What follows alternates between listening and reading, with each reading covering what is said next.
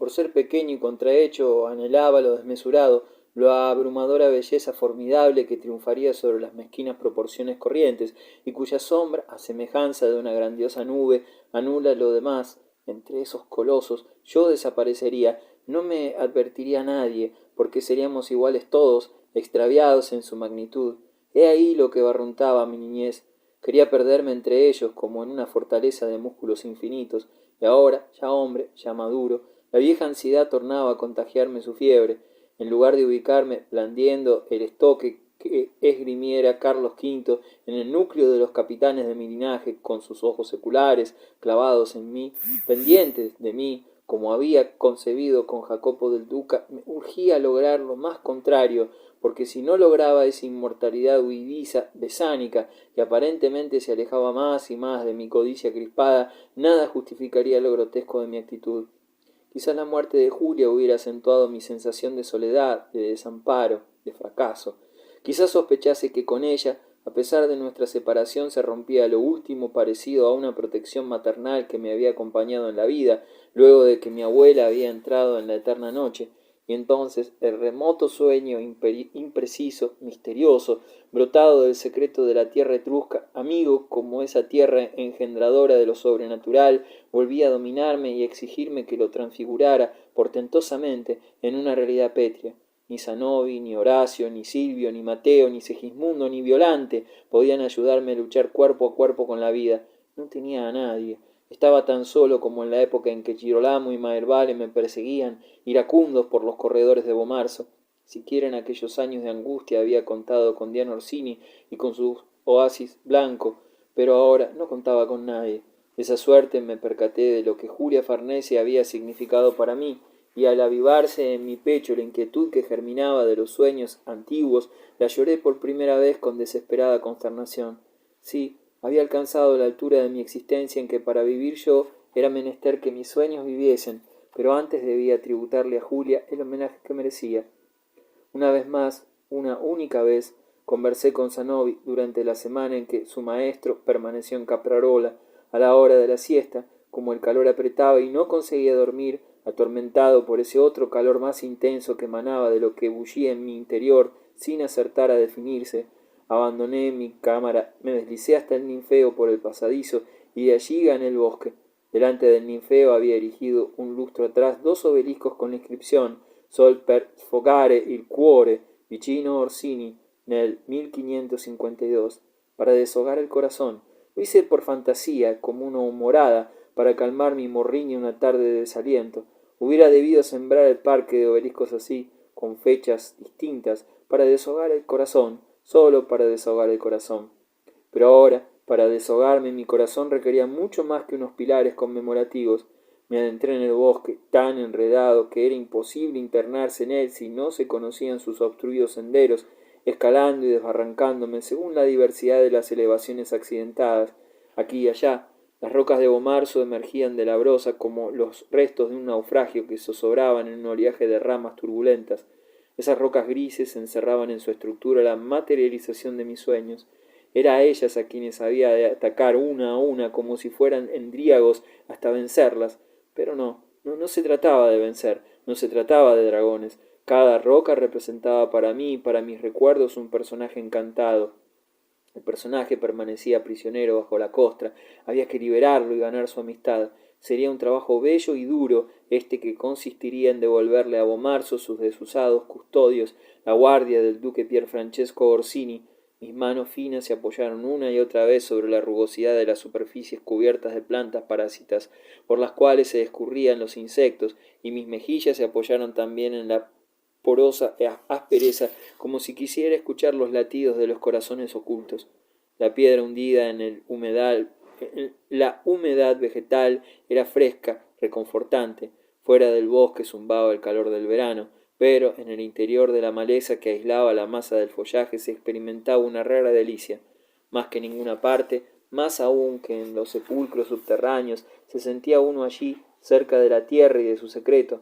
Las lagartijas escapaban por la hierba, buscando las dagas del sol caídas entre las hojas, y las arañas añadían su tejido transparente a la gran red forestal, y un mundo incalculable de alimañas se afanaba alrededor.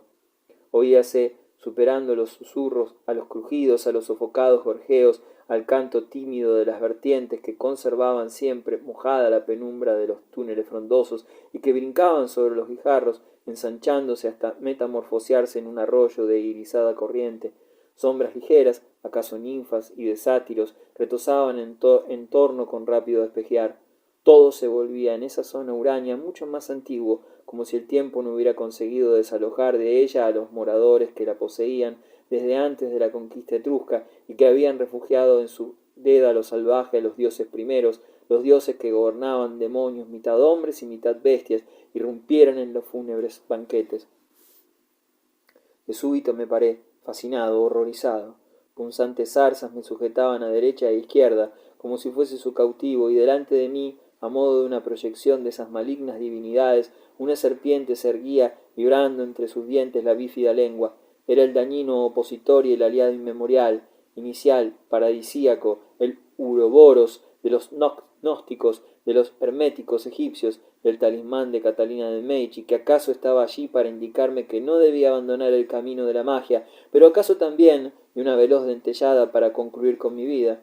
Oscilaba levemente, verdosa, terrosa. Una serpiente se había presentado así en Bomarzo al arzobispo Anselmo. Era tan alta que, enderezada, le llegaba al pecho. El santo interrumpió su oración y le dijo: «Sé que desde que has sido creada perseguiste a los humanos. Si tienes algún poder sobre mí, haz lo que merezco, al punto».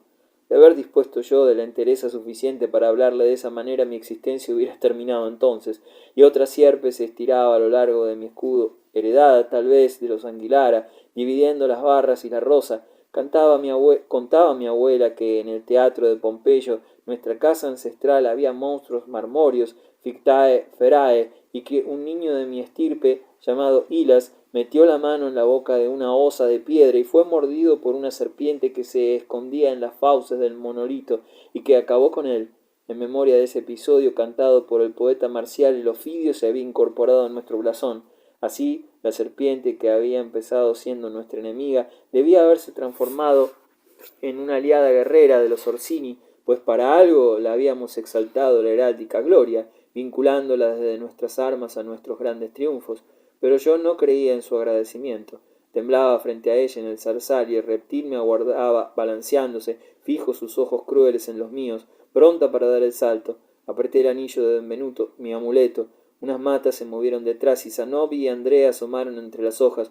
Probablemente estaban bañándose en el arroyo porque seguían con solo unos lienzos anudados alrededor de las cinturas, corriéndoles el agua por el pelo y el tórax. Morenos, lustrosos, se los hubiera tomado como a la serpiente por los habitantes inmortales del bosque, y era tal su armonía que, a pesar del peligro que me inmovilizaba, pensé que en sus cuerpos tensos permanecía intacta, derrotando al tiempo la belleza pura de las estatuas que no hemos podido imitar. Al advertir el riesgo, también ellos quedaron inmóviles, los cuatro, los muchachos, la sierpe y el duque. Seguimos así, quietos, trémulos, unos segundos, como si el día se hubiera detenido en torno, y de no ser porque en alguna parte, lejos, muy lejos, creció el relincho de un caballo y otros le respondieron en el valle, hubiese sido como si aquella escena estática no perteneciese a la realidad, como si fuese el bajo relieve que ilustraba una mitológica aventura. Entonces, despacio, sin un rumor, Zanobi se inclinó hacia el suelo, recogió una piedra y con un certero golpe dio en la cabeza del animal. Lo ultimaron a palos, lo clavaron en el barro mientras se retorcía. Adelantándome los abracé, todavía estremecido de espanto. Sentí contra mi cuerpo, contra mi joroba, sus jóvenes cuerpos salpicados, sus risas, tal vez su burla. Aquel lance eliminó pasajeramente la frontera que nos separaba. Hasta que ocurrió, habíamos evolucionado en niveles opuestos. Por un lado se empinaba majestuosamente el señor de Bomarzo, con su linaje, con sus deudos, con sus servidores, con sus objetos magníficos y extraños, dando órdenes, encaprichándose, mostrando su súbito mal humor. Por el otro se hallaban los ayudantes del maestro, mezcladores de tierras, limpiadores de potes y brochas, preparadores de pictóricas superficies, muy artistas, por supuesto, y tanto que Jacopo del Duque era incapaz de realizar lo que ellos cumplían, el pincel en la mano, sin vacilación. Mi jiba y mis 40 años, mi calidad de príncipe romano, mi fortuna, mi práctica mundana y mi relativa experiencia militar me alejaban de ellos por distintas razones, de su juventud, de su modestia, de su gracia, de su candor, hasta de su compleja sangre de Sicilia, porque yo era un Orsini, y si se insiste al respecto, un Colonna, mientras que ellos eran unos muchachos medio griegos y medio árabes, y hasta el hecho de que en ese momento mismo los Sartorio estuvieran desnudos, en tanto que yo llevaba un jubón de seda azul y negra, con tenues bordados y una cadena de esmalte y rubíes al cuello, ponía de manifiesto la distancia. Cuando trabajaban en la mesa de mi gabinete, no bien formulaba yo una observación, casi siempre superflua y destinada a establecer un lazo imposible, ambos rehuían mis ojos, sobre todo Zanobi, como si hubiera comprendido instintivamente, confusamente, la singularidad del interés con que lo distinguía. Pero ahora, la destrucción de la sierpe y el énfasis con que subrayé que les debía la vida, cosa que era cierta sin duda, pero que otro no hubiera destacado tanto, instituía entre nosotros un inesperado vínculo que borraba fronteras. Descubrí que podía ser hartos diferentes de lo que me habían dado a conocer a través de nuestro trato impuesto por la lejanía jerárquica.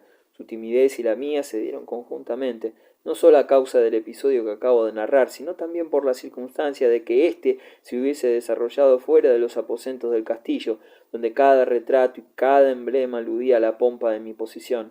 Estábamos en un bosque del Lacio, que hubiera podido ser un bosque de Sicilia, y la coincidencia eventual de que carecieran de ropa, que en el primer momento contribuyó a marcar desigualdades, resultó al cabo en favor suyo, puesto que en lugar de vestir pobre atuendo que correspondía a su estrechez de pequeños ayudantes de Jacopo del Duca, quien seguramente los pagaría muy mal, y que hubiera recalcado mi aristocrática primacía, su desnudez les confería una dignidad con la cual no hubiera podido competir mi compostura maltrecha. La coyuntura obraba en pro de los hermanos. Simultáneamente, ellos ascendían hacia mí y yo descendía hacia ellos, y nos encontrábamos sorprendidos en un punto equidistante que ni ellos ni yo nos hubiéramos atrevido a imaginar y que nos reunía brevemente, reduciéndonos a la condición esencial de seres humanos que, más allá de los prejuicios, se socorrían en los meandros de un bosque. Rompieron pues a hablar gárrulamente. Sabía mucho más de culebras que yo, que ostentaba una de sínople, y en la partición de mi escudo les pregunté dónde se bañaban y me condujeron al sitio en el cual el arroyo era más caudaloso. Juan Bautista y Porcia solían bañarse ahí, y también Chirolamo cuando éramos niños. De buena gana me hubiera quitado el jubón y me hubiera sumado a su entusiasmo, pero no osé descubrir mi joroba, y me senté en un peñasco que tapizaba la felpa del musgo. Andrea, más nervioso que el mayor, más bullanguero, enseguida tornó a zambullirse, pero Zanobi se acomodó a mis pies. Mantuvimos una conversación larga, desordenada, a media voz, que de tanto en tanto quebraban los gritos de Andrea. No sé cómo se me ocurrió referirle al muchacho cosas íntimas de mi vida, cosas que no acostumbraba a contar. Fue, claro está, para ganar su apego al entregarle una prueba insólita de confianza, porque me percaté de que no volvería a producirse una oportunidad tan excepcional como esa, y tenía que aprovecharla astutamente.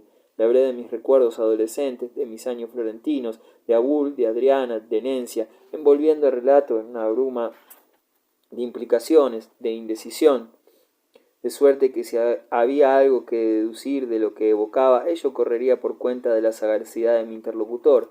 Él me escuchaba maravillado por la fama de Benvenuto Cellini, por la anécdota del elefante Annone, por la destreza de los africanos de Hipólito de Medici, por la donosura de Adriana de la Rosa, por la fuerza elástica de Abul. Pero más que esa narración equívoca, lo que lo maravilló, y ello era evidente, es que el duque de Bomarzo lo tratara con tan familiaridad y exhibiera ante él facetas de su carácter que ni sospechaba. Para su humildad y su juventud la preferencia resultaba inaudita. Me oía seriamente, introduciendo alguna interrogación en mi monólogo, y el esplendor de Florencia, la voluptuosidad veneciana, el solemne proscenio de Roma, la soberbia de los papas y de Carlos V, el misterio de Paracelso y de Lorenzo Lotto, centelleaban ante sus ojos asombrados.